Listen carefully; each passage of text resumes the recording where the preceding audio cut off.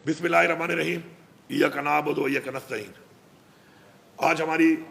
पख्तूनख्वा की हमारी parliamentary party की मीटिंग हुई है, जिसके अंदर हम सब ने मुत्तफ़िका तौर पर एक बहुत डिटेल के साथ डिस्कशन के बाद कुछ फैसले किए हैं। हमारी जो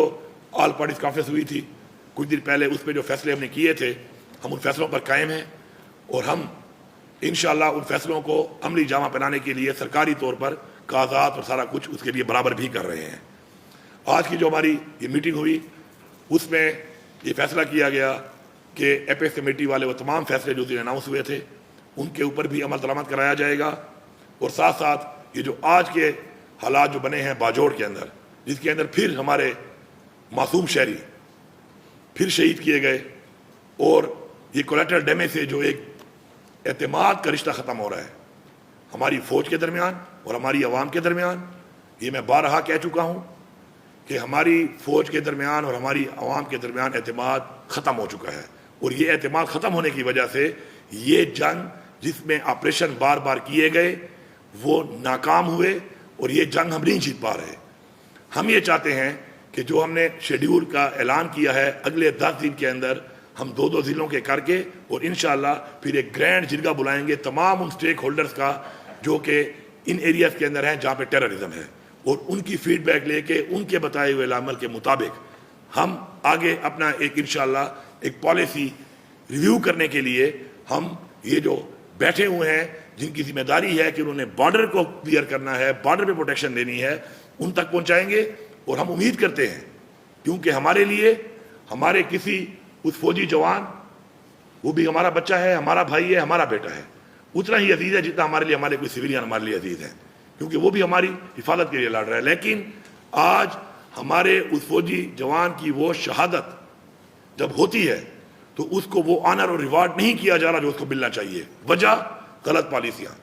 इन पॉलिसियों को हम बार बार कह रहे हैं कि रिव्यू किया जाए। उसी के ऊपर हमारा फिर आज ये इजलास हुआ है, हमने उसके ऊपर जो भी बातचीत की है, अभी हमारे अगले 10 दिनों में इंशाल्लाह जिरगे होंगे। उन जिरगों का एक मुफस्सिल तरीके से डिस्कशन के बाद एक बयानिया होगा, लाअमल होगा और हम उम्मीद करते हैं कि उसी के मुताबिक आगे की कार्रवाई जो है वो हम करेंगे। दहशतगर्दी का खात्मा हम चाहते हैं, लेकिन उस तरीके से जिससे अवाम का एतमाद भी हो और हम ये खात्मा कर भी सकें।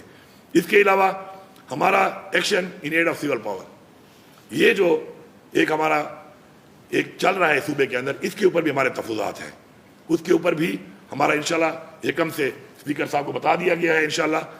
यकम से हमारा असम्बली का इजलास शुरू होगा। उसके अंदर हमारी बाकी डिस्कशन के साथ इसके ऊपर भी डिस्कशन होगी कि क्या इससे कोई फ़वाइद हो रहे हैं या इससे नुकसान हो रहा है और फिर वही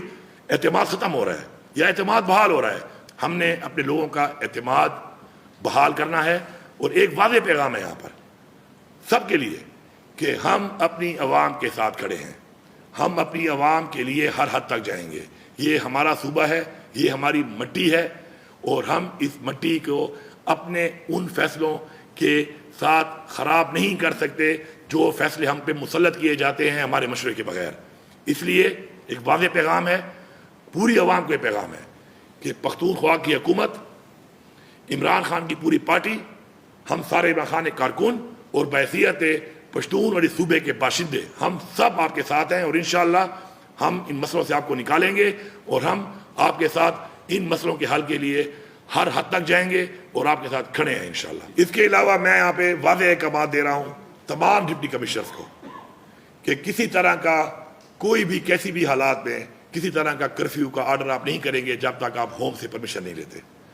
किसी तरह का कोई कर्फ्यू, कोई 144 आप नहीं लगाएंगे, उससे पहले आप होम डिपार्टमेंट से परमिशन लेंगे। इसके मैं डायरेक्टिव भी जारी कर रहा हूँ और मैं यहाँ से वाज़ेह पैगाम भी अपना दे रहा हूँ। शुक्रिया।